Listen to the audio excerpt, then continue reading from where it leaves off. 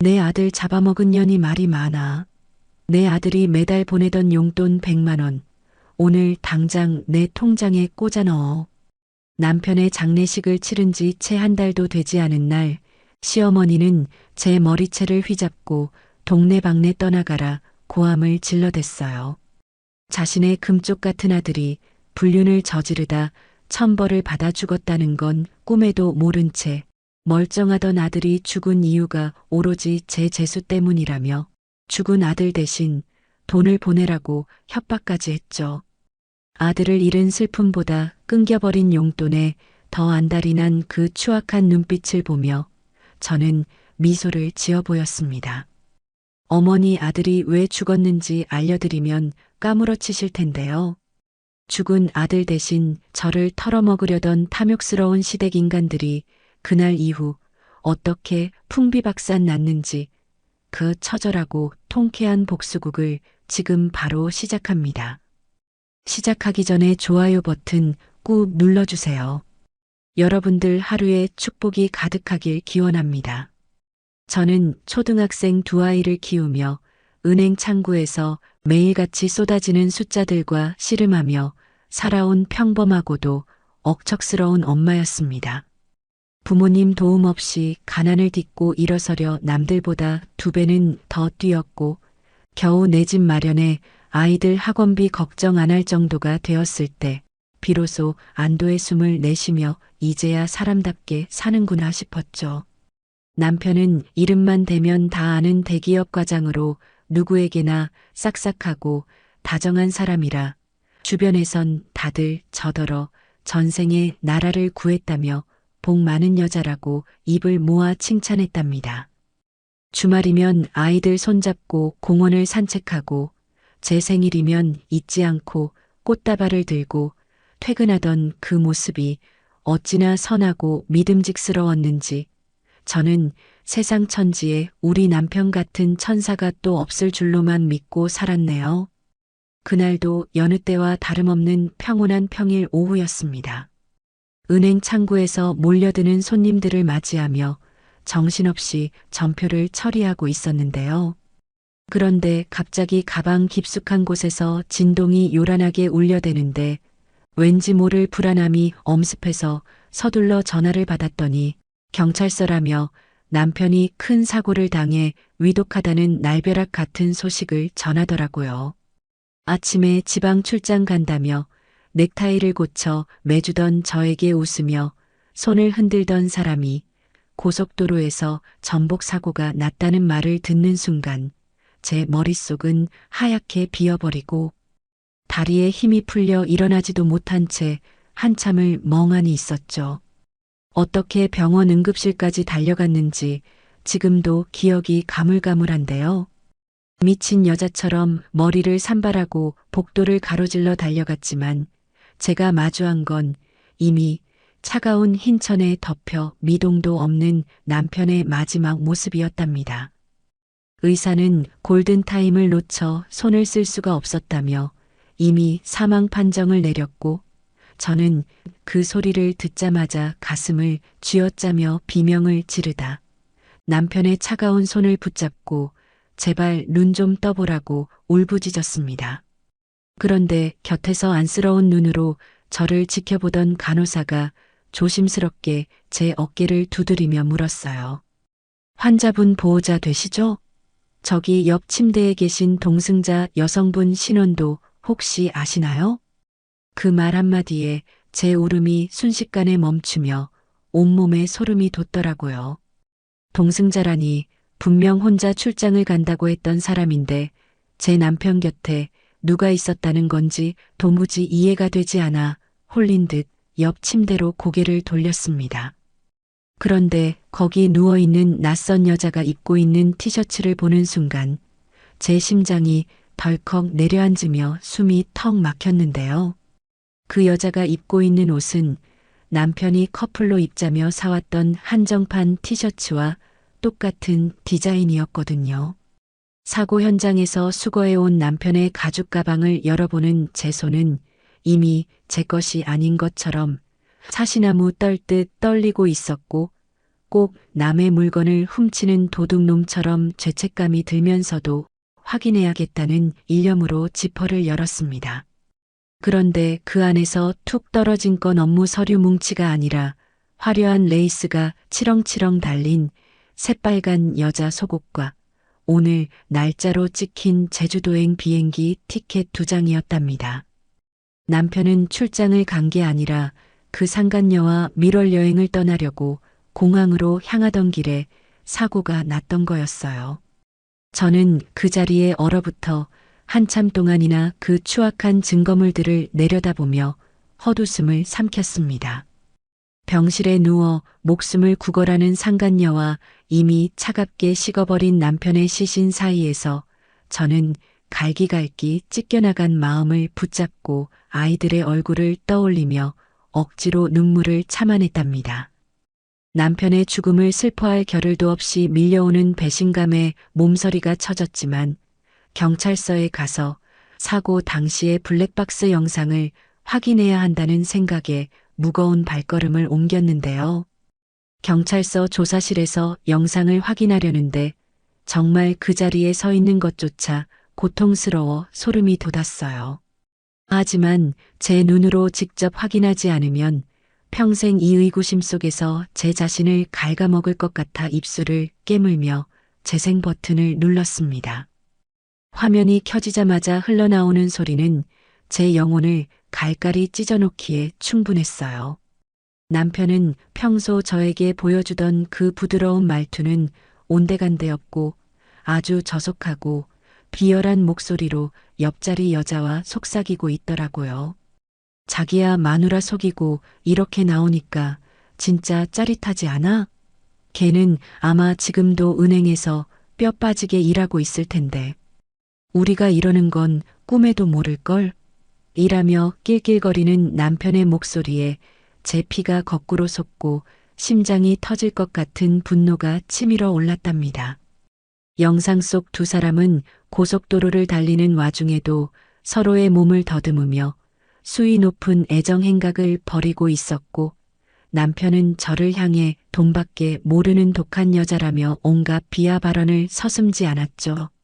맹세코 제가 살아오며 그리고 남은 생에서도 그렇게 놀랍고 참담한 경험은 다시는 없을 것 같다는 생각이 들 정도로 남편의 배신은 처절했고 저는 말문이 막혀 대답조차 하지 못한 채 화면 속 괴물 같은 남자의 모습을 응시했습니다. 사고가 나기 직전까지도 그 여자의 허벅지를 쓰다듬으며 다음 여행지 호텔에서 할 음란한 약속들을 나누는 그 추악한 대화들이 제 귀에 박힐 때마다 저는 제 인생 전체가 부정당하는 기분이 들었답니다. 그러다 갑자기 커다란 충돌음과 함께 화면이 거칠게 흔들리며 암전이 되었고 제 정신줄도 함께 놓아버리고 싶을 만큼 깊은 절망의 구렁텅이로 빠져드는 기분이었어요. 경찰서에서 나오자마자 집으로 간 저는 남편의 서재를 뒤지며 또 다른 배신의 흔적들을 찾아내기 시작했습니다. 제가 모르는 신용카드 내역서엔 그 여자를 위해 명품 가방이며 온갖 흔적들이 줄줄이 사탕처럼 터져 나오더라고요. 저는 한참 동안이나 꺼진 컴퓨터 화면만 바라보며 떨리는 목소리로 나지막이 의졸였어요. 어떻게 나한테 이럴 수가 있어? 당신이 사람이면 적어도 애들 아빠면 이러면 안 되는 거잖아. 저는 다리에 힘이 풀려 벽을 짚고 서서 한참 동안 헛구역질을 했고 이 남자가 나보다 더 나를 사랑해주는 줄 알았던 제 자신이 너무나도 한심해서 가슴을 쥐어뜯으며 소리 없는 비명을 질렀답니다. 저는 다시는 남자라는 인간들을 믿지 않겠다고 결심하며 남편이 남긴 흔적들을 하나하나 눈에 새겼고 슬픔보다는 분노가 그리고 그 분노보다는 앞으로 이 지옥 같은 현실에서 우리 아이들을 어떻게 지켜낼지에 대한 생존 본능이 저를 일깨웠어요. 하지만 여기서 무너져버리면 저 추악한 인간들이 바라는 대로 되는 것 같아 저는 거울 앞에 서서 제 부은 눈을 똑바로 응시하며 차가운 미소를 지어 보였답니다. 당신이 남긴 이 더러운 진실을 내가 어떻게 처리해 줄지, 그리고 당신이 그렇게 무시했던 마누라가 얼마나 무서운 여자인지 저 세상에서 똑똑히 지켜보라고 허공에 대고 나지막이 의조렸죠. 블랙박스 속 남편의 가증스러운 웃음소리가 환청처럼 귓가를 맴돌며 저를 괴롭혔지만 저는 오히려 그 고통을 원동력 삼아 복수의 칼날을 갈기 시작했습니다. 당장이라도 온 동네방네 이 인간의 가증스러운 실체를 떠벌리고 싶었지만 제 등 뒤에는 아직 아무것도 모르는 채 아빠를 기다리는 어린 아이들이 있었습니다. 사춘기에 접어든 큰애와 이제 겨우 세상 물정 알아가는 막내에게 아빠가 다른 여자와 입을 맞추며 여행을 가다 죽었다는 사실을 어떻게 제 입으로 전할 수 있었겠어요? 저는 그 지옥 같은 블랙박스 영상을 가슴 깊은 곳에 묻어두기로 결심하며 혼자서 그 뜨거운 불덩이를 삼키기로 했죠. 남편의 장례식장에서 조문객들을 맞이하며 슬픈 미망인 연기를 하는 내내 제 속은 이미 검게 타버린 재만 남았고 남편의 영정 사진을 볼 때마다 달려가 그 얼굴을 핥히어버리고 싶은 충동을 참느라 손톱이 손바닥을 파고들었답니다. 시댁 식구들 앞에서도 저는 철저하게 입을 다물며 남편의 마지막 명예를 지켜주기로 했어요.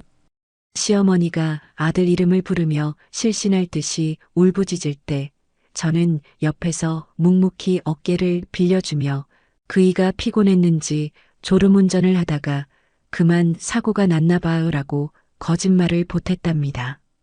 그 상간녀라는 여자의 존재를 지워주는 게 오로지 남겨진 내 아이들의 미래를 위해서라는 사실이 저를 더 비참하게 만들었죠. 장례를 치르는 며칠 동안 저는 잠 한숨 자지 못하고 뜬 눈으로 밤을 지새웠어요.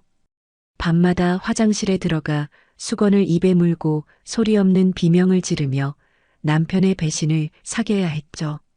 장례가 끝나고 남편의 짐을 정리하면서도 제 마음 한구석은 늘 찝찝하고 무거웠지만 그래도 죽은 사람에 대한 마지막 예우라 생각하며 49제까지는 조용히 보내주려 애썼답니다. 그런데 남편이 떠난 지 채 한 달도 지나지 않은 어느 날이었습니다. 제가 퇴근하고 아이들과 저녁을 먹으려던 찰나에 도어락 소리가 요란하게 울리더니 시어머니가 폭풍처럼 집 안으로 들이닥치더라고요. 평소라면 차라도 한 잔 대접하며 맞이했겠지만 그날 시어머니의 얼굴은 슬픔이 아니라 무언가에 잔뜩 독이 오른 뱀 같은 표정이라 가슴이 철렁 내려앉았죠.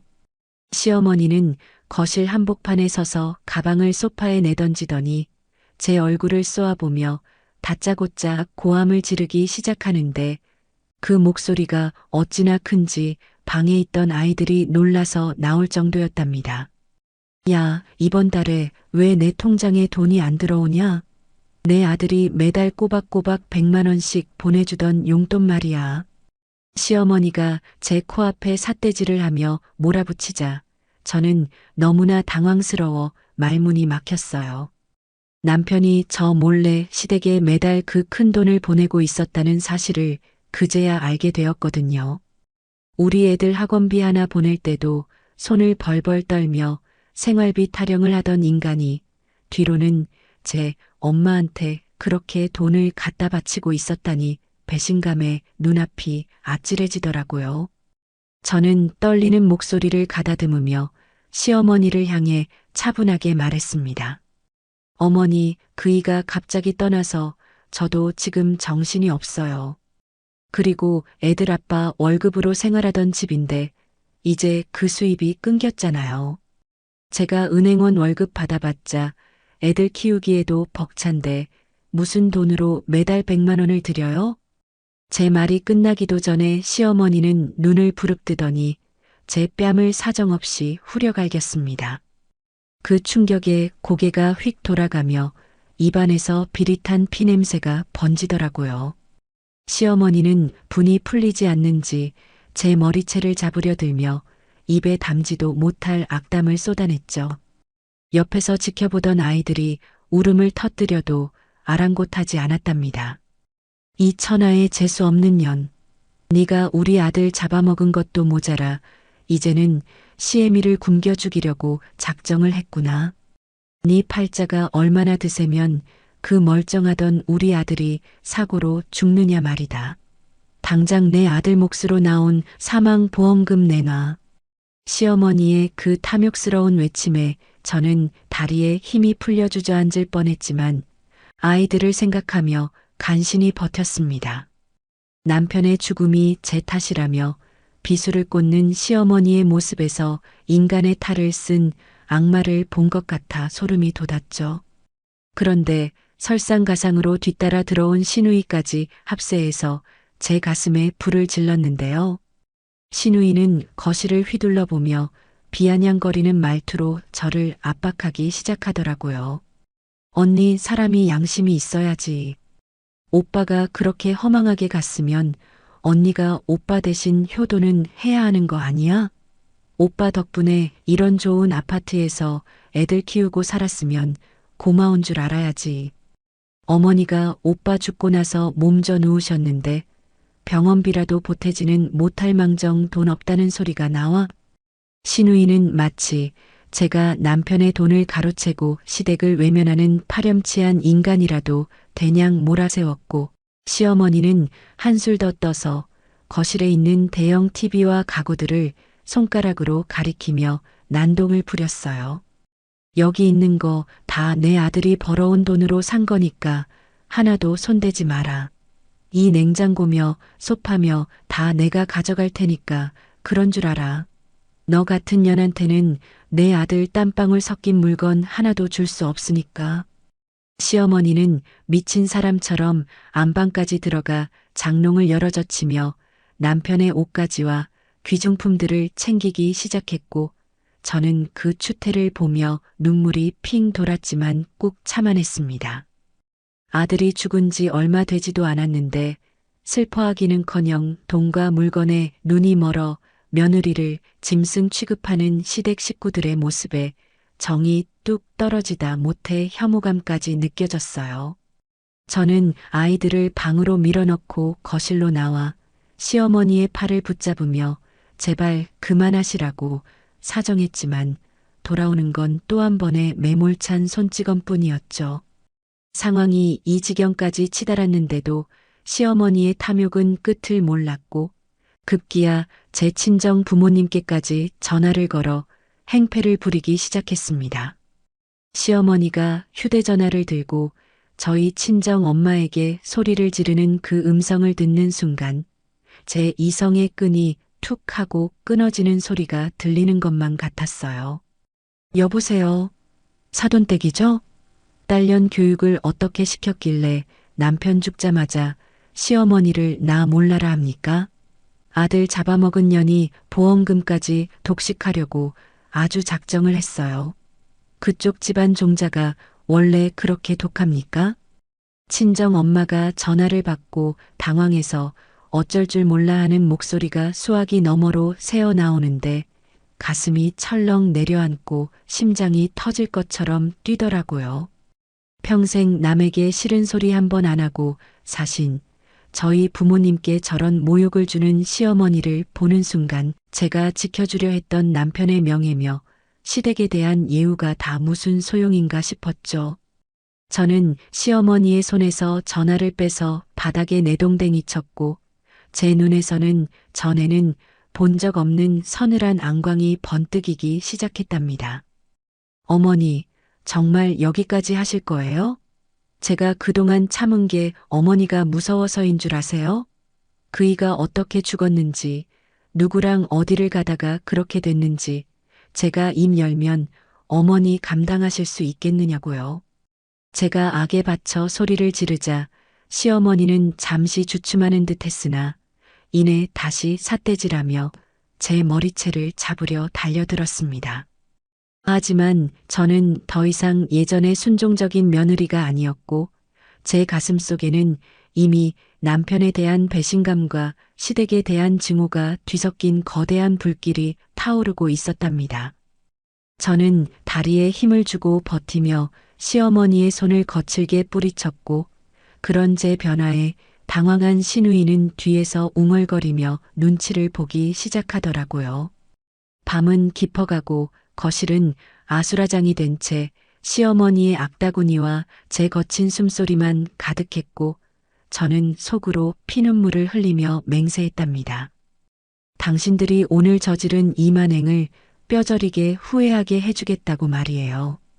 맹세코 제가 살아오며 이렇게 참담하고 비참한 기분은 처음이었지만 그 절망은 이내 아주 차갑고 날카로운 복수심으로 변해 제 혈관을 타고 흐르기 시작했죠.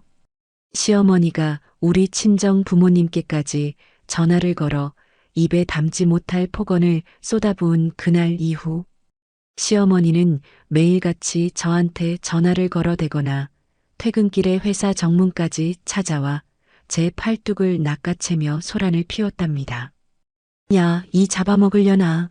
내 아들 목숨값으로 나온 보험금 당장 내놓으라고. 라며 복도가 떠나가라 소리를 지르는 통에 동료들 보기가 민망해서 쥐구멍에라도 숨고 싶은 심정이었어요. 경비원들의 눈총을 받으며 도망치듯 자리를 피할 때마다 제 안의 도끼는 점점 더 진해졌습니다. 시어머니는 제가 입술을 꾹 깨물고 대응하지 않자 이제는 제가 자기 아들을 죽음으로 몰아넣고 돈을 가로채려 작정한 살인마라도 되냥 동네방네 소문을 내고 다녔습니다.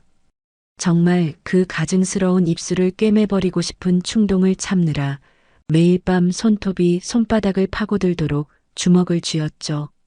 저는 은행원이라는 제 직업적 감각을 살려 남편이 남긴 마지막 경제적 흔적들을 아주 이잡듯이 뒤지기 시작했습니다. 그 과정에서 제가 마주한 진실은 블랙박스 영상 속의 음탕한 대화보다 훨씬 더 잔인하고 참담했는데요. 남편이 죽기 직전 시댁 식구들이 십수년째 살고 있는 그 낡은 아파트를 담보로 저 몰래 거액의 대출을 받은 사실을 서류로 확인했을 때 저는 제 눈을 의심하며 몇 번이나 안경을 닦고 다시 들여다보았습니다. 세상에 어떻게 자기 부모가 평생을 일궈온 집을 담보로 이런 짓을 할 수가 있어? 당신 정말 인간이 맞긴 한 거야? 라며 혼잣말을 내뱉는 제 목소리가 파르르 떨리는데 그 대출금의 행방을 쫓아가 보니 제 심장은 이미 갈기갈기 찢겨 너덜너덜해졌답니다. 그 큰돈이 향한 곳은 업무용 계좌가 아니라 놀랍게도 그 상간녀의 호화로운 오피스텔 보증금이었고 매달 제 월급날만 되면 아이들 학원비가 아깝다며 생활비 타령을 하던 남편은 뒤로 그 여자에게 수백만 원씩 명품 가방이며 보석을 사다 바치고 있었더라고요. 우리 큰애 피아노 학원비가 3만 원 인상되는 것에도 눈살을 찌푸리며 애 교육을 뭐 그렇게 유난스럽게 시키냐 적당히 가르쳐고 돈 쓰는 데 있어서는 제 자존심을 긁어대던 인간이 그 여자에게는 매달 300만 원이 넘는 용돈을 아주 정기적으로 꼬박꼬박 송금하고 있었다는 사실에 저는 헛웃음이 터져나오다 못해 눈물이 앞을 가렸습니다. 시어머니는 자기 아들이 세상 어디에도 없는 효자 중의 효자라며 저더러 발끝만치라도 따라가 보라고 소리를 질러댔는데 정작 그 효자 아들은 지 애미 살고 있는 집구석까지 담보로 잡아 불륜녀 뒷바라지를 하고 있었으니 이 얼마나 기가 막히고 코가 막히는 노릇인가요? 저는 그 대출 서류와 상간녀에게 흘러들어간 돈의 흐름을 하나하나 캡처하고 복사하며 서류 뭉치가 쌓여갈수록 제 마음속에는 시댁 식구들을 향한 일말의 연민도 사라졌습니다. 시어머니는 여전히 제가 화수분이라도 되는 줄 알고 야 이년아 시어머니 대우는커녕 용돈 한 푼 안 보내고 네가 그러고도 사람 자식이냐? 널 며느리라고 들인 게 내 평생 한이다.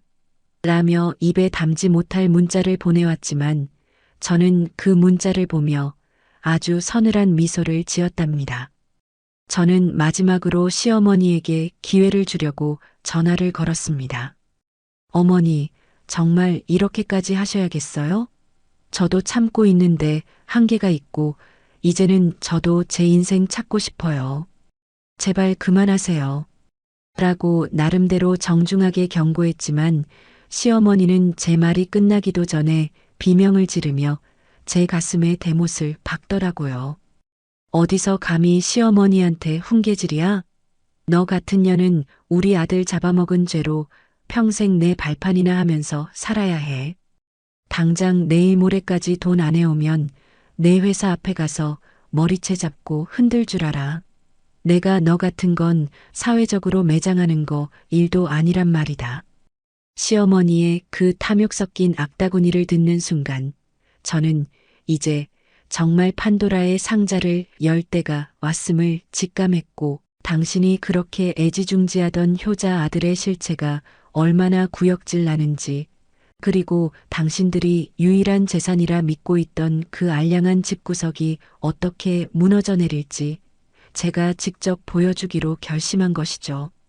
저는 남편의 서재에서 발견한 태블릿 PC와 대출 명세서 그리고 상간녀와의 카드 결제 내역을 가방에 챙겨 넣으며 심장이 터질 듯한 긴장감과 묘한 해방감을 동시에 느꼈답니다.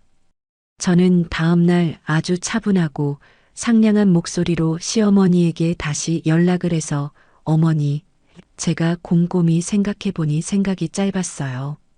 그동안 서운하게 해드린 거 다 사죄드리고 보험금 정리한 목돈 좀 챙겨서 갈 테니까 이번 주말에 시댁 식구들 다 모이게 해주세요.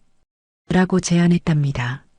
시어머니는 제 말에 언제 그랬냐는 듯 목소리 톤을 180도 바꾸더니 그래, 이제야 며느리 구실을 제대로 하려나 보네. 진작 이랬으면 서로 얼굴 붉힐 일 없었잖니? 내가 너 미워서 그런 게 아니라 다 너 잘되라고 그런 거다. 라며 콧노래를 흥얼거리는 게 수화기 너머로 다 들리더라고요. 시어머니는 신이 나서 시누이는 물론이고 멀리 사는 고모며 친척들까지 다 불러 모아 거창한 고기 파티를 열겠다고 호언장담을 했고 저는 그 기고만장한 태도에 끓어오르는 분노를 억누르며 차갑게 전화를 끊었습니다. 그들이 생각하는 목돈이란 건 아마도 죽은 아들의 명예를 팔아 얻은 피 묻은 돈이겠지만 제가 들고 갈 것은 그들의 세상을 무너뜨릴 가장 강력한 폭탄이었거든요. 주말이 밝았고 저는 평소 입지 않던 새까만 정장을 머리부터 발끝까지 차려입었습니다. 거울 속 제 모습이 꼭 누군가의 장례식을 다시 치르러 가는 기분이 들더라고요. 시댁 대문을 열고 들어서니 벌써 집 안가득 고기 굽는 냄새와 시끌벅적한 웃음소리가 진동하는데 시어머니는 현관까지 마중 나와 어머, 우리 며느리 왔니? 어서 와라. 여기 앉아서 고기 좀 먹어. 오늘 고기가 아주 좋다. 라며 가식적인 웃음을 지어 보였답니다. 시누이도 옆에서 거들며 언니 역시 통이 크네. 엄마가 언니 칭찬을 얼마나 했는지 몰라요. 우리 오빠가 언니 하나는 잘 골랐다니까? 라며 제 가방에 든 봉투를 확인하고 싶어 눈을 번뜩이는데 그 탐욕스러운 인간들의 군상을 보고 있자니 구역질이 올라와서 미칠 것 같았거든요. 식탁 가득 차려진 갈비며 잡채며 산해진 미들 사이에서 그들은 벌써 목돈이 생기면 아파트 인테리어를 새로 할지 해외여행을 갈지 꿈에 부풀어 떠들어대고 있었고 저는 그 아수라장 같은 분위기 속에서 묵직한 서류 봉투와 태블릿 PC를 가슴에 꼭 안고 있었습니다. 식사가 어느 정도 무르익고 모두가 거실 소파에 둘러앉아 제가 내놓을 돈 봉투만을 목이 빠지게 기다리며 저더러 애미야 고생 많았다 역시 우리 가문의 복덩이다 하며 침이 마르게 아부를 떨 무렵 저는 천천히 자리에서 일어나 거실 한복판으로 걸어 나갔습니다. 제 표정이 너무나도 차갑고 서늘해서였는지 시끌벅적하던 거실이 순간 찬물을 끼얹은 듯 조용해지더라고요. 시어머니는 의아한 듯 저를 쳐다보며 왜 그러니? 돈은 어디 있느냐? 얼른 내놓고 같이 과일이나 먹자. 라고 물었어요. 저는 그 질문에 대답 대신 들고 있던 태블릿 PC를 거실 대형 TV에 연결했죠. 시어머니는 제 행동이 그저 보험금을 송금하는 과정을 투명하게 보여주려는 줄로만 굳게 믿고는 그래. 우리 며느리가 은행원이라 그런지 아주 똑 부러지게 일 처리를 하네. 자, 다들 조용히 좀 해봐라. 우리 며느리가 큰 선물 보따리 풀려나 보다. 라며 기고만장하게 소리를 질렀지만 저는 그 가당치 않은 칭찬의 대답 대신 재생 버튼을 아주 천천히 꾹 눌렀습니다. 순식간에 거실 대형 TV 화면을 가득 채운 건 남편과 상간녀가 차 안에서 적나라하게 애정 행각을 벌이는 블랙박스 영상이었고 그 순간 거실은 찬물을 끼얹은 듯 기괴한 정적 속에 휩싸이며 모두가 넋을 잃고 화면을 바라보았어요. 화면 속에서 남편은 커플 티셔츠를 입고 그 여자의 허벅지를 아주 노골적으로 쓰다듬으며 비열하게 낄낄거리고 있었죠. 시어머니는 아들의 그 추잡한 음성과 적나라한 영상을 마주하자마자 얼굴이 흙빛을 넘어 순식간에 하얗게 질려버렸고 쥐고 있던 과일 포크를 바닥에 떨어뜨려 쨍그랑 소리가 울려 퍼졌습니다. 그 소름 돋는 정막 속에서 저는 오직 남편의 가증스러운 목소리만이 거실을 가득 채우게 내버려 두었답니다. 저는 떨리는 손을 등 뒤로 감춘 채 더욱 서늘하고 단단한 목소리로 시어머니의 눈을 똑바로 쳐다보며 가동한 가슴 깊숙이 묻어두었던 진실들을 하나하나 끄집어내어 빗으로 꽂기 시작했습니다. 어머니, 잘 보세요. 이게 바로 어머니가 입이 마르게 칭찬하던 그 잘난 효자 아들이자 내 아이들의 아빠라는 인간의 실체예요. 어머니 아들은 피곤해서 졸음운전하다 사고 난 게 아니라 상간녀랑 커플티 맞춰 입고 제주도 밀월여행 가다가 하나님한테 천벌 받아서 죽은 거라고요. 그런데도 저더러 재수 없는 년이라고 하셨나요? 제 말이 끝나기가 무섭게 거실 여기저기서 경악 섞인 신음과 웅성거림이 터져나왔지만 저는 멈추지 않고 가방에서 서류 뭉치를 꺼내 시어머니의 발등 앞으로 한 장씩 아주 천천히 날려보냈죠. 그 서류들은 상간녀의 산부인과 진료 기록부터 은밀한 호텔 예약 확인서, 그리고 남편이 그 여자에게 사다 바친 수천만 원어치의 명품 카드 명세서들이었어요. 종이들이 거실 바닥에 눈송이처럼 흩날릴 때마다 시어머니의 고개는 수치심과 경악으로 점점 더 아래로 꺾여 내려갔죠. 시누이가 당황해서 얼굴이 벌개진 채로 언니, 지금 이게 무슨 미친 짓이에요? 죽은 오빠를 이렇게까지 처참하게 모욕해야겠어요? 애들이 알면 어쩌려고 이래요. 라며 악을 써댔지만 저는 시누이를 향해 더 매서운 눈빛을 쏘아붙이며 가장 치명적인 폭탄을 던졌답니다. 바로 시댁 식구들이 목숨처럼 아끼는 이 아파트를 담보로 받은 거액의 대출 서류였죠. 저는 그 서류를 시어머니의 면상에 던지다시피 하며 단호하게 일갈했습니다. 어머니, 정신 차리고 이 서류 똑똑히 보세요. 어머니 금쪽 같은 아들이 이 집 담보로 대출받아서 그 상간녀 오피스텔 보증금 해줬단 말입니다. 이제 곧 은행에서 압류 통지서 날아오고 어머니는 이 나이에 길바닥에 나앉게 생겼는데 지금 아들 명예 타령이 나오세요? 당신들이 나한테 내놓으라고 난리치던 그 보험금? 그거 이 대출금 갚기에도 턱없이 부족해서 제가 개인 빚까지 떠안게 생겼다고요. 시어머니는 믿을 수 없다는 듯 바닥에 떨어진 대출 서류를 집어들고 돋보기도 쓰지 않은 채 떨리는 손으로 글자를 읽어내려갔습니다. 급기야는 짐승 같은 비명을 지르며 제 바짓가랑이를 붙잡으려 들었지만 저는 그 가증스러운 손길을 매몰차게 뿌리쳤어요. 거기서 끝내지 않고 저는 블랙박스 영상 뒷부분을 다시 재생했죠. 거기엔 남편이 상간녀에게 시어머니를 흉보는 아주 충격적인 대화가 고스란히 담겨 있었거든요. 우리 엄마, 그 노인네 완전 동기심 붙었어.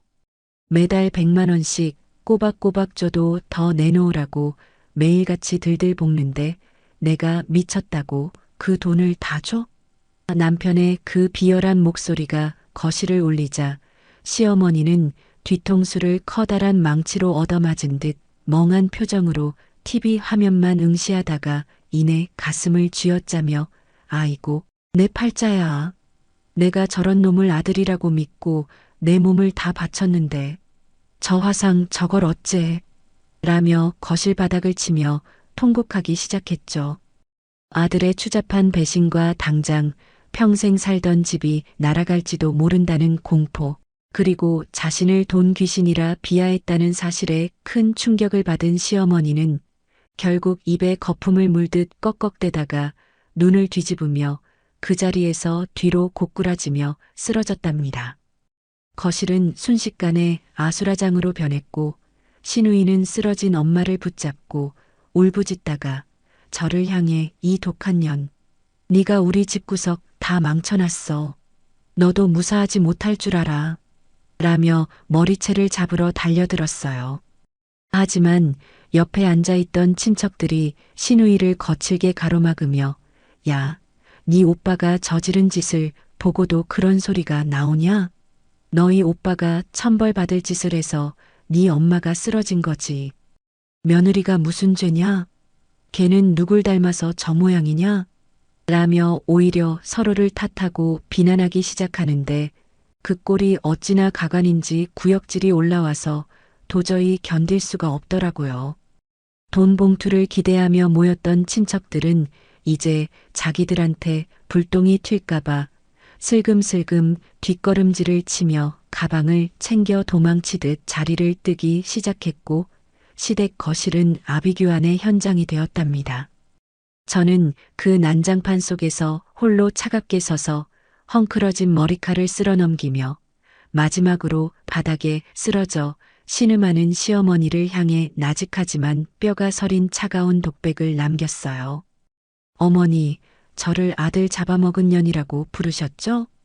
이제는 추악한 진실 속에서 어머니 아들이 남긴 그 끔찍한 빚더미 안고 비참하게 죽어가는 게 누군지 똑똑히 지켜보세요. 저는 이제 제 갈 길 갑니다. 저는 그 말을 끝으로 뒤도 돌아보지 않고 가방을 챙겨 그 구역질 나는 집구석을 박차고 나왔어요. 현관문을 닫는 순간 등 뒤에서 들려오는 시누이의 악다구니와 시어머니의 처절한 신음이 멀어져 가며 제 가슴속을 짓누르던 커다란 바위 덩어리가 순식간에 가루가 되어 흩어지는 듯한 기묘한 해방감을 느꼈죠. 밤 공기는 차가웠지만 제 뺨을 스치는 바람이 어찌나 시원하고 달콤한지 저는 생전 처음으로 가슴속 깊은 곳에서 터져나오는 깊은 숨을 내뱉으며 어두운 골목길을 당당히 걸어 내려갔답니다. 맹세코 제가 살아오며 이렇게 참담한 방식으로 누군가를 파멸시킨 적은 없었지만 이 길만이 제 아이들과 저를 지키는 유일한 방법이었음을 저는 확신했고 그 어떤 후회도 남지 않았거든요. 검은 옷을 휘날리며 어둠 속으로 걸어가는 제 등 뒤로 무너져 내리는 시댁의 소리가 환청처럼 들려왔지만 저는 결코 뒤돌아보지 않았고 이제야 비로소 제가 살아가야 할 진짜 이유와 방향을 찾은 것 같아 가슴이 벅차올랐답니다. 하지만 진정한 복수는 그저 한순간의 폭로로 끝나는 게 아니라는 걸 저는 은행원으로 산전수전 다 겪으며 너무나도 잘 알고 있었어요. 저는 다음 날 아침 전날의 눈물로 퉁퉁 부은 눈을 얼음물로 씻어내고 제가 가진 옷 중 가장 날카롭고 빈틈없는 정장을 골라 차려입은 채 곧장 변호사 사무실로 향했습니다. 제 손에는 남편이 그 상간녀에게 퍼부었던 수억 원의 돈줄기가 고스란히 찍힌 은행 명세서와 블랙박스 영상이 담긴 USB가 묵직하게 들려 있었죠. 저는 그 여자를 상대로 위자료 청구 소송은 물론이고 남편이 제 허락도 없이 우리의 공동 재산을 유용한 부분에 대해 불법 행위에 의한 손해배상 청구까지 단 한치의 오차도 없이 진행하며 그녀의 숨통을 서서히 조이기 시작했답니다. 변호사님, 법대로 해주세요. 저는 단 한 푼의 합의도 할 생각이 없고 그 여자가 가진 마지막 자존심까지 다 털어내야 제 직성이 풀릴 것 같아요. 라며 차갑게 제 뜻을 전했고 소송이 진행되는 내내 그 여자는 제 발등상 아래서 살려달라고 제발 한 번만 용서해달라고 비굴하게 매달렸어요. 하지만 저는 눈 하나 깜빡하지 않고 그녀의 모든 계좌와 오피스텔 보증금을 압류하며 법의 심판대 위에 세웠습니다. 결국 법원은 제 손을 들어주었고 그 여자는 제가 청구한 거액의 위자료와 반환금을 감당하지 못해 결국 파산 선고를 받고 길바닥으로 나앉았다는 소식을 들었을 때 저는 비로소 10년 묵은 체증이 내려가는 기분이었답니다. 들리는 소문에 의하면 화려한 명품으로 치장하던 그 여자는 빚쟁이들에게 쫓기다 결국 지방의 어느 유흥업소 화류계로 흘러 들어갔다고 하는데 남의 가정을 처참하게 파탄내고 남의 남편 돈으로 호의호식하던 대가가 얼마나 무겁고 처참한지 그녀는 이제야 뼈저리게 느끼고 있겠죠. 저는 그녀의 비참한 말로를 전해 들으며 뿌린 대로 거두는 법이지 네가 흘린 눈물만큼 아니 그보다 더 처절하게 살아보렴이라며 나직하게 의조렸습니다. 이제 제 시선은 남겨진 시댁 식구들의 완전한 몰락으로 향했답니다. 남편이 자기 부모가 평생을 일궈온 집을 담보로 받은 그 거액의 대출금은 제가 갚아줄 법적 의무가 전혀 없었기에 저는 은행원으로서의 전문 지식을 총동원해 그 채무가 고스란히 시댁의 몫으로 남게끔 치밀하게 법적 조치를 취했거든요. 시댁 아파트는 결국 불어나는 이자를 감당하지 못해 경매로 넘어갔고 평생을 그 집이 자기 것이냥 기고만장하게 굴며 저를 핍박하던 시어머니는 단 한 푼도 건지지 못한 채 낡은 보따리 몇 개만 들고 차가운 길바닥으로 쫓겨났다는 소식을 전해 들었습니다. 시어머니는 갈 곳이 없어지자 염치도 없이 다시 저한테 전화를 걸어 애미야, 내가 죽을 죄를 졌다. 이 늙은이 길바닥에서 굶어 죽게 둘 거냐? 제발 방 한 칸만 내다오. 라며 울며불며 매달렸지만 저는 그 가증스러운 목소리를 듣자마자 일말의 망설임도 없이 차갑게 전화를 끊고 번호를 차단해버렸죠. 시어머니는 결국 보증금 몇백만 원짜리 곰팡이 냄새 진동하는 지하 월세방으로 들어갔다고 하는데 화려한 예단과 매달 꼬박꼬박 들어오던 용돈을 밝히던 그 탐욕스러운 노년이 얼마나 쓸쓸하고 비참할지 상상만 해도 제 안의 묵은 응어리가 씻겨 내려가는 기분이었어요. 인과응보는 거기서 멈추지 않고 시어머니 옆에서 제 속을 긁어대며 사사건건 시비를 걸던 시누이에게도 날카로운 화살이 되어 날아갔습니다. 바로 그녀의 오빠가 불륜을 저지르다 비참하게 죽었다는 사실이 그녀의 시댁 식구들 귀에까지 들어가고 만 건데요. 시누이의 시댁은 명예와 가문을 중시하는 집안이라 그런 추잡한 집안과는 사돈을 맺고 살 수 없다며 그녀를 몰아세웠고 결국 시누이는 남편에게 이혼 서류를 받고 하루아침에 쫓겨나는 처지가 되었더라고요. 언니, 제발 우리 시댁에 오빠 일 좀 잘 말해줘요. 나 이렇게 이혼당하면 정말 죽어버릴 거야. 라며 제 발치에 엎드려 빌던 시누이의 모습은 예전에 제 뺨을 때리던 그 기세등등함은 찾아볼 수 없는 초라한 패배자의 모습일 뿐이었죠. 저는 그런 그녀를 차갑게 내려다보며 네 오빠가 저지른 업보를 왜 아무 죄 없는 나더러 책임지라는 거니? 너희 가족이 만든 그 지옥 속에서 너희끼리 서로를 뜯어먹으며 잘 버텨보렴. 이라며 매몰차게 돌아섰답니다. 그렇게 악인들이 자신들의 죄에 짓눌려 스스로 무너져 내리는 동안 저는 보란 듯이 제 삶의 정점을 향해 거침없이 치달았어요. 은행에서 제 성실함과 전문성을 인정받아 최연소 지점장 후보로 거론되기 시작했거든요. 그리고 남편의 사망보험금은 시댁 식구들이 단 한 푼도, 단 1원도 손대지 못하게 아이들의 명의로 된 강력한 신탁 계좌에 꽁꽁 묶어두어 오로지 아이들의 교육비와 안정적인 미래를 위해서만 쓰이도록 철통 같은 법적 방어막을 쳤습니다. 저는 아이들과 함께 주말이면 맛있는 것을 먹으러 다니고 평소 사고 싶어 했던 책이며 예쁜 옷들을 마음껏 사주며 아빠의 빈자리가 조금도 느껴지지 않도록 제 모든 사랑을 쏟아부었어요. 아이들은 당당하게 일어서는 제 뒷모습을 보며 예전보다 훨씬 밝고 강인하게 자라주어 어찌나 대견하고 눈물이 나는지 몰라요. 저는 사별 후 처음으로 오직 제 자신만을 위해 아주 고가의 반짝이는 반지를 선물하며 고생했다.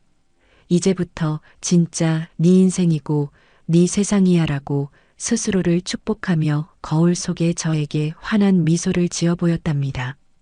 또한 평생 저 때문에 가슴 졸이며 고생하신 친정 부모님께는 최고급 안마의자와 1등석 해외여행 티켓을 선물하며 그동안 못다한 효도를 다했죠.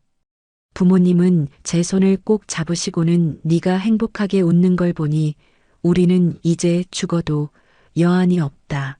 참으로 장하다 우리 딸이라며 눈시울을 붉히시더라고요. 저는 부모님과 함께 웃으며 따뜻한 밥 한 끼를 나누는 그 평범한 일상이 얼마나 소중하고 값진 것인지 비로소 깨달았고 남편이 제 가슴에 남긴 그 깊고 시린 상처들이 부모님의 사랑과 아이들의 맑은 웃음으로 조금씩 아물어가는 것을 느꼈답니다. 그리고 저는 이제 마지막 결단이 필요하다는 생각에 남편이라는 존재의 흔적을 제 인생에서 완벽하게 지워버리기로 마음먹었어요. 가장 먼저 한 일은 아이들의 성을 제 성으로 바꾸는 성본 변경 신청이었죠. 법원에서 아이들의 성이 바뀌었다는 최종 통지서를 받은 날, 저는 아이들을 품에 꼭 껴안고 이제 우리는 그 누구의 소속도 아니야. 완벽하게 자유로운 우리 가족이야 라고 속삭이며 기쁨과 환희의 눈물을 쏟아냈답니다. 마지막으로 저는 남편과의 추억이 깃든 낡은 앨범과 옷까지 그리고 그 위선자가 남긴 모든 물건들을 뒷마당으로 가지고 나가 커다란 불통 속에 집어넣고 불을 붙였습니다. 활활 타오르는 붉은 불길을 보며 제 마음속의 마지막 미련과 증오도 함께 제가 되어 하늘로 날아가는 기분이었죠. 매캐한 연기가 허공으로 흩어지는 것을 바라보며 저는 생전 처음 느껴보는 진정한 자유와 벅찬 해방감을 만끽했고 진정한 복수는 내가 그들보다 훨씬 더 행복하게 보란 듯이 잘 사는 것임을 제 삶의 궤적으로 직접 증명해 보였답니다. 이제 제 곁에는 저를 갉아먹는 과거의 망령도 저를 이용하려는 탐욕스러운 인간들도 단 하나 남아있지 않았고 오직 저와 제 아이들의 밝고 찬란한 미래만이 태양처럼 환하게 빛나고 있었거든요. 이제야 겨우 제 삶에 따스한 봄볕이 드는가 싶었고 아이들과 함께 남편이라는 거대한 그림자를 지워내며 평온한 일상을 되찾았다고 굳게 믿었는데요. 하지만 과거의 망령들은 그리 쉽게 저를 놓아줄 생각이 없었는지 제가 쌓아 올린 평화의 성벽을 야금야금 갉아먹으며 다시금 제 숨통을 조여오기 시작하더라고요.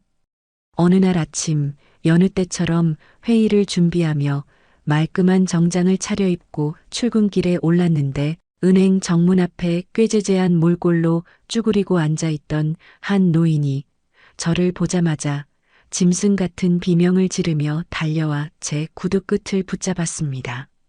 그게 바로 한때 서슬퍼런 기세로 저를 잡아먹지 못해 안달이던 제 인생을 지옥으로 몰아넣었던 시어머니라는 사실을 깨닫는 순간 제 심장은 다시금 차가운 바닥으로 곤두박질 치고 말았어요. 한때는 화려한 모피 코트를 두르고 금반지를 주렁주렁 매달고는 떵떵거리며 저를 하녀 취급하던 분이 이제는 어디 쓰레기 더미에서 주워 입었는지 모를 낡고 때가 탄 외투를 걸치고는 애미야 내가 죽을 죄를 졌다. 내가 다 잘못했어. 이 늙은이 좀 살려다오. 라며 출근하는 직원들과 손님들 다 보는 앞에서 바닥을 굴러대며 구걸을 시작했죠. 그 가증스러운 연기에 소름이 돋아 제 온몸에 닭살이 돋고 뒷목이 뻣뻣해지더라고요. 시어머니는 이제 자신이 치매 증상을 보이기 시작했다며 정신이 깜빡깜빡해서 예전에 너한테 못되게 굴었던 것도 다 병 때문이지 내 본심이 아니었다며 구차한 동정심을 유발하려 애를 썼답니다. 내가 요즘은 죽은 아들 얼굴도 가물가물해. 근데 네 얼굴은 이상하게 안 잊히더라. 갈 곳 없는 이 늙은 불쌍한 노인네. 네가 안 거두면 길바닥에서 굶어 죽어 객사한다. 라며 눈물 콧물을 쏟아내는데 저는 그 가짜 눈물 뒤에 번뜩이는 탐욕의 눈빛을 읽었기에 일말의 동요도 없이 그 더러운 손을 매몰차게 뿌리쳤습니다. 어머니, 연기학원이라도 다니셨어요? 하지만 제 마음은 이미 단단한 돌덩이가 되었으니 이런 저질스러운 쇼는 그만하시고 당장 제 눈앞에서 사라지세요. 라고 냉정하게 쏘아붙이며 돌아섰죠. 하지만 제 등 뒤로 들려오는 시어머니의 악에 바친 가짜 울음소리는 온종일 은행 업무를 보는 내내 제 귓가를 환청처럼 맴돌며 제 기분을 지독하게 망쳐놓았답니다. 그런데 시어머니의 이 비겁한 구걸은 단지 시작에 불과했는지 며칠 뒤 제 책상 위에는 신우이가 보낸 시퍼런 내용 증명 한 통이 툭 떨어지더라고요. 예전에 급하다고 사정사정해서 빌려갔던 제 돈을 갚으라는 독촉에 신우이는 반성은커녕 오히려 제 아이들을 볼모로 삼아 저를 협박하기 시작했답니다. 언니, 애들이 자기 아빠가 어떻게 죽었는지 그 추잡한 블랙박스 영상 속에서 무슨 짓을 했는지 다 알게 되면 그 충격을 감당할 수 있겠어? 내가 학교 찾아가서 애들 친구들 보는 앞에서 다 불어버리기 전에 돈 갚으라는 소리 속 집어넣고 입 닥쳐. 라며 입에 담지 못할 문자를 보내오는데 제 아이들을 그 더러운 입에 올리는 천박함에 치가 떨려 손이 파르르 떨리고 심장이 터질 것만 같더라고요. 맹세코 제가 살아오며 이렇게 저질스럽고 비겁한 인간들은 처음 보았기에 저는 그 문자를 하나하나 캡처하며 더 강력한 법적 대응을 준비했지만 제 가슴 한구석은 이미 시커멓게 타들어가 재만 남은 기분이었답니다. 시어머니는 여기서 멈추지 않고 한술 더 떠서 자기 아들이 상간녀를 위해 집까지 담보로 잡히고 날려먹은 그 막대한 대출금을 아내인 제가 갚아야 한다는 말도 안 되는 억지 소송을 걸어왔어요. 내 아들이 마누라랑 자식들 먹여 살리려고 밤낮 없이 일하다 대출받은 건데 왜 그걸 이 불쌍한 늙은이가 책임져야 하냔 말이야. 이건 며느리가 다 갚아야 하는 거야. 라며 법원에 탄원서를 내고 난리를 치는데 그 뻔뻔함이 우주를 뚫을 기세라 실소가 터져나오다 못해 헛구역질이 났죠. 저는 변호사와 밤낮으로 머리를 맞대고 이 말도 안 되는 소송을 방어하느라 진땀을 뺐습니다.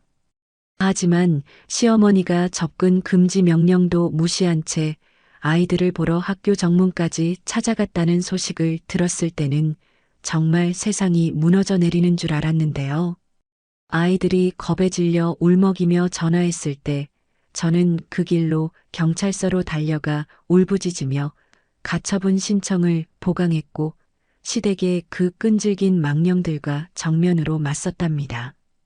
내 아이들 몸끝 하나라도 건드리면 그때는 내가 정말 당신들 목숨 끊어놓을 줄 알아. 라며 속으로 수천 번을 되뇌며 도끼를 품었지만 제 몸은 이미 한계에 다다르고 있었죠. 하지만 고통의 화살은 여기서 끝이 아니었고 소송 서류를 정리하며 남편의 과거를 캐던 중 남편의 불륜 상대가 그 여자 한 명이 아니었다는 추가 증거들이 줄줄이 사탕처럼 터져 나오며 제 트라우마는 다시금 불꽃처럼 타올랐어요. 남편의 다른 계좌에서 또 다른 여자들에게 정기적으로 돈이 흘러 들어간 흔적과 호텔 결제 내역을 발견할 때마다 저는 구역질이 올라와 화장실 변기를 붙잡고 한참을 꺽꺽대며 노란 위액을 쏟아내야 했습니다. 도대체 얼마나 더 많은 거짓말과 기만 속에서 나를 조롱했던 거야? 당신 정말 인간의 탈을 쓴 악마였어? 라며 자책과 분노가 뒤섞인 눈물이 쏟아졌고 평생을 믿어온 제 사랑과 헌신이 이렇게나 누더기처럼 너덜너덜했다는 사실에 제 영혼은 회복 불가능한 깊은 내상을 입었답니다. 아이들도 엄마의 불안한 눈빛과 떨리는 손길을 느꼈는지 혹은 고모라는 인간이 협박한 대로 무언가 더러운 소문을 들었는지 큰애가 갑자기 사춘기 방황을 시작하며 학교 성적이 뚝 떨어지고 방문을 걸어 잠근 채 말문을 닫아버리는 정서적 위기가 찾아왔을 때 저는 정말이지 모든 걸 놓아버리고 한강물에라도 뛰어들고 싶었죠. 시댁 식구들은 이제 서로를 탓하며 남편의 빚 문제를 어떻게든 저에게 떠넘기기 위해 단체로 고소전을 벌이며 저를 괴롭혔고 매일같이 집과 회사로 날아오는 법원 우편물과 경찰의 연락에 제 일상은 다시금 시커먼 지옥 불 속으로 변했답니다. 심각한 스트레스로 인해 위장 장애는 물론이고 머리카락이 한 움큼씩 빠지는 원형 탈모까지 겪으며 제 건강은 급격히 악화되었고 밤마다 잠자리에 누우면 어디서 감히 네가 우리 아들을 죽인 살인자 주제에 잘 먹고 잘 살아 라며 저를 향해 삿대질하던 시어머니의 그 서슬 퍼런 목소리가 환청처럼 귓가를 때려 식은땀을 비오듯 흘리며 깨어나곤 했어요.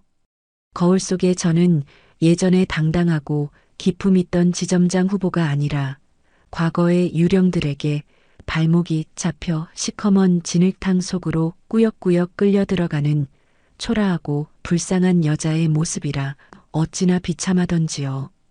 하지만 저는 이대로 무너질 수 없었기에 매일 새벽 남들보다 일찍 일어나 차가운 공기를 마시며 운동화 끈을 질끈 동여맸답니다. 나는 지지 않아. 저 인간들이 바라는 대로 무너져서 비참하게 죽어주지 않을 거야. 라며 이를 악물고 동네 운동장을 피맛이 날 정도로 달렸고 시댁 식구들이 쏟아내는 그 오물 같은 폭언들과 말도 안 되는 억지 소송 서류들이 제 책상 위에 산더미처럼 쌓여갈 때마다 저는 예전처럼 방 안에 틀어박혀 비명을 지르거나 눈물을 쏟는 대신 아주 깊고 고요한 숨을 들이마시며 제 안에서 요동치는 화를 다스리는 법을 배우기 시작했거든요. 새벽마다 요가 매트 위에 서서 제 몸의 근육 마디마디가 비명을 지르는 고통을 온전히 느껴보기도 하고 명상을 통해 제 마음을 갈갈이 찢어놓던 시어머니의 환청을 저 멀리 흘러가는 시냇물 소리처럼 무심히 흘려보내는 훈련을 하루도 거르지 않고 거듭했습니다. 맹세코 제가 살아오며 이렇게 평온한 정적을 제 가슴 속에 가두어 본 적은 단 한 번도 없었는데 신기하게도 제가 흔들리지 않고 중심을 잡으니 저를 집어삼키려던 그 거친 파도들도 결국 제 발치에서 하얀 거품이 되어 부서질 뿐이더라고요. 하지만 무엇보다 저를 다시 일으켜 세운 건 제 목숨보다 소중한 우리 아이들의 맑은 눈빛이었어요. 저는 아이들을 거실로 불러 모아 그동안 차마 입 밖에 내지 못했던 진실의 파편들을 아이들의 눈높이에 맞춰 하나하나 차근차근 설명해 주었답니다. 얘들아, 엄마가 할머니와 고모를 상대로 이렇게 독하게 싸우는 건 단순히 그들을 미워해서만이 아니야. 우리 가족의 명예를 지키고 너희가 앞으로 살아갈 세상에서 그 누구에게도 고개 숙이지 않게 하려고 엄마가 스스로 방패가 되어주고 있는 거란다. 제 진심 어린 고백에 큰애는 제 거친 손을 꽉 잡으며 엄마, 사실 우리 다 알고 있었어. 엄마가 우리 지키려고 얼마나 외롭게 싸웠는지 이제야 알 것 같아. 라며 제 가슴에 머리를 묻고 서럽게 울먹이는데 그 순간 제 안의 모든 두려움이 눈 녹듯 사라지며 천군만마를 얻은 듯한 용기가 솟구쳐 올랐답니다. 아이들과의 유대가 깊어질수록 제 마음의 방어막은 그 어떤 날카로운 공격에도 뚫리지 않는 단단한 다이아몬드처럼 견고해졌고 저는 이제 망설임 없이 이 지긋지긋한 복수의 마지막 장을 넘기기로 결심했어요. 그 무렵 시어머니는 이제 이판사판이라는 생각이었는지 제가 근무하는 은행 로비에 다시 나타나 제 머리채를 잡고 흔들며 이 살인자녀나 내 아들 잡아먹고 시어미를 곰팡이 핀 방에 처박은 독한 년 이라며 손님들 앞에서 난동을 부리다 결국 출동한 경찰들에 의해 현행범으로 체포되었답니다. 유치장 차가운 시멘트 바닥에 앉아 애미야, 내가 잠시 노망이 나서 그랬다. 제발 한 번만 선처 좀 해다오. 내가 다 잘못했다. 라며 울며불며 매달리는 시어머니의 비참한 소식을 들었을 때 저는 단 1초의 망설임도 없이 담당 변호사에게 전화해 절대 합의해주지 마세요. 법이 허용하는 가장 엄중하고 가혹한 처벌을 받게 해주세요. 라고 단호하게 명령했죠. 평생을 남의 눈치 보며 순종적이고 멍청한 며느리로 살았던 제가 이제는 가해자에게 단 한 푼의 자비도 베풀지 않는 냉정하고 서늘한 심판자로 서게 됐어요. 시어머니는 결국 유치장 신세를 지며 그 알량한 자존심이 가루가 되도록 산산조각 났고 저는 그 틈을 타 시누이에게 빌려주었던 채무 소송에서도 최종 승소하여 그녀의 남은 재산과 통장을 모조리 압류해 그녀의 숨통을 조였답니다. 시누이는 언니, 우리 애들 우유값은 남겨줘야 할 거 아니야. 어떻게 사람이 이렇게 독해? 라며 수화기 너머로 비명을 질러댔지만 저는 그녀가 제 아이들을 협박하며 학교로 찾아가겠다고 했던 그 순간에 소름 끼치던 서늘함을 떠올리며 아무런 대답 없이 전화를 끊어버렸죠. 또한 시어머니가 청구했던 그 황당하고 가증스러운 대출금 변제 소송에서도 제 변호사는 남편의 대출금이 오로지 상간녀와의 부정한 애정 행각과 사치품 구매를 위해 쓰였다는 결정적인 증거들을 들이밀며 아내에게는 그 어떤 연대 책임도 없음을 법적으로 완벽하게 입증해 소송을 기각시켰답니다. 법정을 걸어 나오며 분에 못 이겨 바들바들 떠는 시댁 식구들의 뒷모습을 뒤로 한 채 저는 저를 돕던 실력 있는 변호사와 비즈니스 파트너로서 강력한 신뢰를 구축하며 저만의 철옹성 같은 법적 방어막을 완성했어요.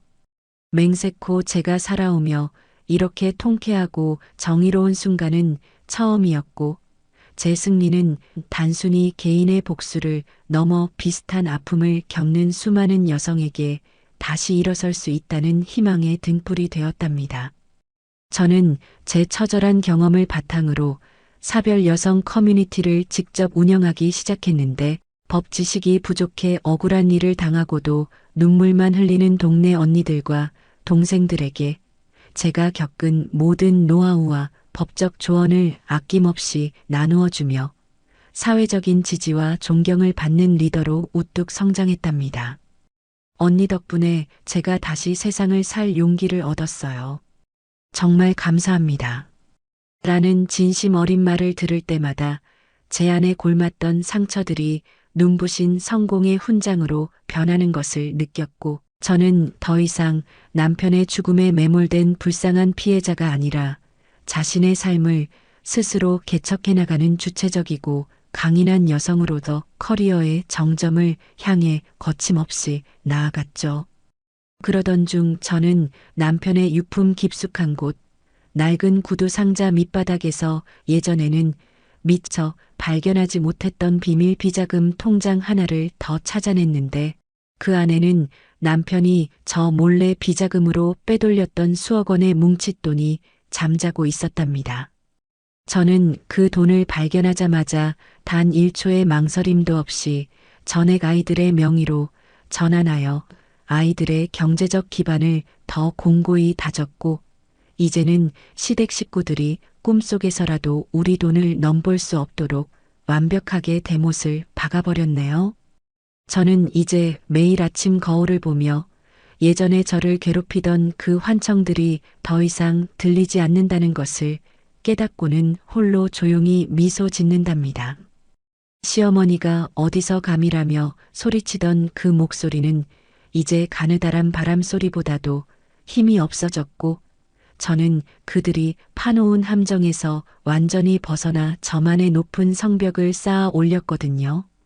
맹세코 제가 살아오며 마주한 그 수많은 배신과 고통의 시간들이 헛되지 않았음을 제가 지켜낸 아이들의 웃음소리가 증명해주고 있었답니다.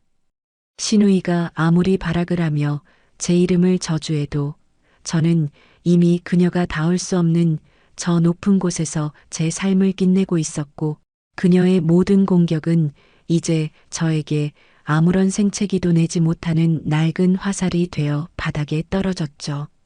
저는 그동안 정들었지만 남편의 가증스러운 위선과 시댁 식구들의 추악한 탐욕이 도끼처럼 베어있던 예전 집을 단 한 푼의 미련도 없이 과감히 정리하고 아이들과 함께 연고도 없는 아주 낯설고 새로운 동네로 이사를 왔답니다. 이삿짐 트럭이 멀어지고 홀로 서서 현관문을 잠그는데 그 철컥 소리가 꼭 제 인생의 지옥 같던 일막이 완벽하게 닫히는 경쾌한 종지부처럼 들려 저도 모르게 입가에 서늘하면서도 후련한 미소가 번지더라고요. 시댁 식구들이 어디 사는지, 어떻게 구걸하며 연명하는지조차 알 수 없도록 완벽하게 자취를 감춘 채 새로운 보금자리에서 아이들과 짐을 풀며 저는 생전 처음 느껴보는 극강의 설렘과 안도감에 젖어 거실 바닥의 대자로 누워 한참 동안이나 하얀 천장을 바라보았답니다. 맹세코 제가 살아오며 이렇게 마음 편히 다리를 뻗고 누구의 방해도 받지 않은 채 누워본 적은 단 한 번도 없었는데, 이제는 누구의 비열한 눈치도 보지 않고 누구의 저주 섞인 비난도 듣지 않아도 되는 오로지 우리 가족만을 위한 난공불락의 성벽이 완성된 것이죠. 새로운 동네에서의 삶은 생각보다 훨씬 더 다채롭고 활력이 넘쳤고, 저는 은행에서 능력 있는 커리어 우먼이자 실력파 지점장으로서 그 어느 때보다 빛나는 성취를 거두며 동료와 고객들에게 진심 어린 존경과 찬사를 받는 인물로 우뚝 섰답니다. 남편의 아내라는 수식어 뒤에 숨어 누군가의 부속품처럼 지내던 예전의 초라한 저는 이제 어디에도 없었고, 오직 제 이름 석자를 내걸고 당당히 실적을 만들어내고 조직을 이끄는 저 자신을 발견할 때마다 가슴 한구석이 뜨거운 용암처럼 벅차오르는 것을 느꼈거든요. 가끔 거울 앞에 서서 말끔하게 잡힌 주름 하나 없는 수트를 입고 흐트러짐 없는 단단한 미소를 짓는 저를 보면 고난이 저를 꺾으려 했던 그 모든 가혹한 시간들이 오히려 저를 더 날카롭고 기품 있게 빚어낸 보석 같다는 생각이 들어 스스로가 어찌나 대견하고 기특한지 몰라요. 저는 이제 퇴근길에 백화점에 들러 예전 같으면 사치라며 손을 벌벌 떨었을 고가의 명품 가방과 시계를 오직 제 자신만을 위해 선물하며 고생했다. 너는 이보다 더한 것도 누릴 자격이 충분해라고 스스로를 축복하며 거울 속 저에게 가장 환한 미소를 지어 보인답니다. 한편 제가 그토록 차갑고 매정하게 끊어냈던 시어머니는 이제 평생을 부려온 그 탐욕의 대가로 외롭고 처참한 노년을 보내며 뒤늦은 후회의 눈물을 매일같이 쏟고 있다는 소식을 건너 전해 들었지만 저는 그 말에 단 1초의 시선조차 주지 않고 차갑게 외면했답니다. 그 노인네가 요즘 매일같이 네 이름을 부르짖으며 잘못했다고 빌다가 정신을 놓곤 한다더라는 지인의 전언에도 제 마음은 고요한 연못처럼 흔들림이 없었는데 이제는 그녀가 제 인생이라는 지도에서 완벽하게 지워진 무색무취의 먼지 같은 존재가 되었기 때문이었죠. 그녀가 겪는 그 지독한 고독과 궁핍함은 결국 본인이 평생토록 남의 가슴에 대못을 박으며 쌓아온 업보의 산물일 뿐이며 저는 더 이상 남의 죄를 대신 짊어지고 피눈물을 흘리는 어리석고 순종적인 며느리가 아니기에 그 비참한 말로들을 마치 남의 나라 역사 이야기처럼 무심히 넘겨버릴 수 있게 되었답니다. 진정한 복수는 그들을 직접 처단하는 것이 아니라 그들이 제 삶에 존재했다는 사실조차 기억나지 않을 만큼 보란듯이 완벽하게 행복해지는 것임을 저는 매일의 일상을 통해 증명하고 있었죠. 무엇보다 저를 가장 깊은 감동으로 밀어넣는 건 남편의 성을 과감히 버리고 제 성을 따르며 그 위선자의 흔적을 완전히 지워버린 우리 아이들이 엄마의 당당한 뒷모습을 보며 그 어느 때보다 올바르고 강인하게 자라주고 있다는 사실이랍니다. 큰애는 이제 사춘기의 방황을 끝내고 제 거친 손을 두 손으로 꽉 잡으며 엄마 나는 나중에 커서 엄마처럼 용감하고 멋진 사람이 될 거야. 우리를 지키기 위해 엄마가 얼마나 혼자서 외롭고 무서운 싸움을 견뎠는지 나 다 알아라고 고백하는데 그 진심 어린 말 한마디가 제 가슴 깊은 곳에 맺혔던 마지막 응어리까지 눈 녹듯 씻어내 주더라고요. 아이들은 이제 아빠의 부재를 슬퍼하거나 부끄러워하며 고개를 숙이지 않고 오직 자신들의 삶을 주체적으로 개척해 나가는 엄마를 세상에서 가장 자랑스러워하며 학교 생활이며 공부며 무엇 하나 빠지지 않고 씩씩하게 해내는 모습이 어찌나 대견하고 눈물이 나는지 모른답니다. 저는 아이들과 함께 주말이면 교회로 캠핑을 떠나 쏟아지는 밤하늘의 별을 보며 얘들아, 우리끼리 정말 행복하자. 이제 다시는 그 누구도 우리를 함부로 대하지 못하게 엄마가 끝까지 너희의 성벽이 되어줄 게라고 약속하며 서로의 온기를 나눴어요. 그 소박하면서도 위대한 행복이 제 인생의 가장 큰 전리품이라는 사실을 뼈저리게 느끼고 있죠. 남편의 기일이 다시 돌아오던 날 예전 같으면 검은 소복을 입고 제사 음식을 차리며 억울함과 배신감에 눈물을 쏟았겠지만 저는 이제 더 이상 그 죽은 망령을 위해 제 귀한 시간과 감정을 단 1분 1초도 낭비하지 않기로 했답니다. 대신 아이들과 함께 평소 예약조차 힘들었던 근사한 레스토랑에 가서 가장 화려하고 비싼 음식을 즐기며 웃음꽃을 피웠고 돌아오는 길에는 아이들에게 예쁜 옷과 장난감을 하나씩 사주며 마치 축제 같은 하루를 보냈죠. 엄마, 오늘 정말 꿈만 같아. 우리 이렇게 매일매일 웃으며 살자. 라며 해맑게 웃는 아이들의 얼굴을 보며 저는 죽은 남편의 차가운 영정사진 앞에서 곡을 하던 미련하고 가엾던 여자가 아니라 산 사람들의 찬란한 행복을 위해 최선을 다하는 지혜로운 리더로서의 기쁨을 만끽했답니다. 맹세코 제가 살아오며 마주했던 그 어떤 화려한 예법보다도 그날의 소란스러운 저녁 식사가 훨씬 더 성스럽고 의미 있었으며 남편이라는 존재가 제 영혼에 남긴 도끼를 완벽하게 해독해낸 기분이라 어찌나 숨통이 탁 트이고 시원했는지 몰라요. 저는 이제 누구의 며느리도 누군가의 아내도 아닌 오직 나 자신이라는 이름으로 불리는 삶의 고귀하고 깊은 평화를 얻게 되었고 매일 아침 창밖으로 펼쳐지는 넓고 푸른 대지를 보며 깊은 숨을 내쉴 때마다 살아있음의 전율을 느낀답니다. 예전에는 가슴이 돌덩이에 눌린 듯 답답해서 자다가도 벌떡 일어날 만큼 화가 치밀어 올랐지만 이제는 제 폐부 가장 깊숙한 곳까지 들어오는 공기가 너무나도 달콤하고 투명해서 아, 이게 진짜 사람이 사는 맛이구나라며 혼잣말을 중얼거리며 평온하게 미소 짓게 되더라고요. 진짜 제 인생은 남편이 죽었을 때 시작된 것이 아니라 제 마음속에 좀비처럼 남아있던 시댁의 망령들과 지독했던 미련의 찌꺼기들을 완벽하게 소각해버린 바로 그날부터 비로소 위대한 막이 올랐음을 저는 이제 굳게 확신하며 살아간답니다.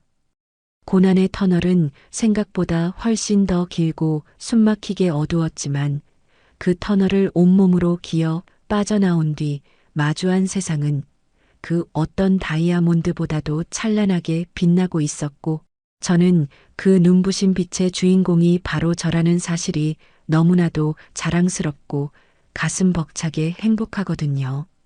저는 이제 매일 새벽 요가와 명상을 마치고 김이 모락모락 나는 따뜻한 차 한 잔을 마시며 책상 앞에 앉아 저와 비슷한 처지에 놓여 어둠 속에서 헤매는 사별 여성들에게 법적 조언과 용기를 건네는 글을 쓰며 제 삶의 지평을 넓혀가고 있답니다. 제 글을 읽고 덕분에 저도 드디어 성본 변경을 결심했습니다. 라거나 시댁의 비인간적인 억압에서 탈출할 용기를 얻었습니다. 라는 절절한 댓글이 달릴 때마다 저는 제 과거의 고통이 결코 헛되지 않았음을, 제 눈물이 누군가의 상처를 닦아주는 단비가 되었음을 느끼며 사회적 리더로서의 사명감을 더욱 단단히 다지고 있죠. 맹세코 저는 이제 그 무엇도 두렵지 않으며 제 인생의 나침반은 오직 저와 제 아이들의 행복과 안녕만을 가리키고 있기에 그 어떤 비바람과 폭풍우가 다시 몰아쳐도 결코 항로를 이탈하지 않을 것이랍니다. 남편이라는 이름의 무거운 사슬과 시댁이라는 이름의 추악한 감옥에서 완벽하게 탈출해 자신만의 거대한 왕국을 건설한 저는 이제 그 왕국의 주인이자 수호자로서 제 남은 삶을 가장 아름답고 화려하게 꽃피울 준비를 마쳤어요. 진짜 인생은 이제부터가 진짜 시작이고 저는 그 인생의 가장 높은 꼭대기에 우뚝 서서 태양을 정면으로 마주하며 영원히 지지 않는 승리의 꽃으로 활짝 피어날 것이랍니다.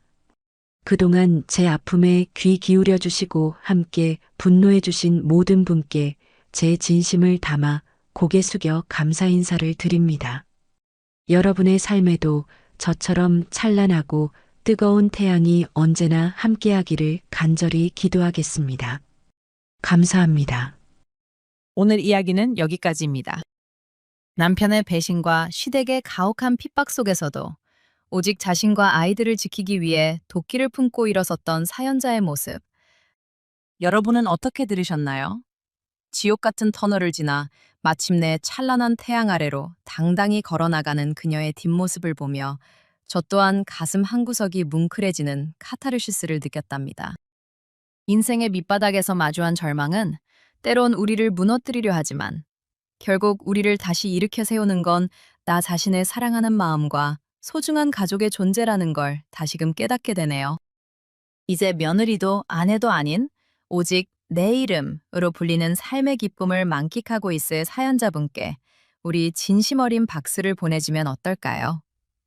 그녀가 맞이할 내일은 오늘보다 더 눈부시고 평온하기를 간절히 빌어봅니다.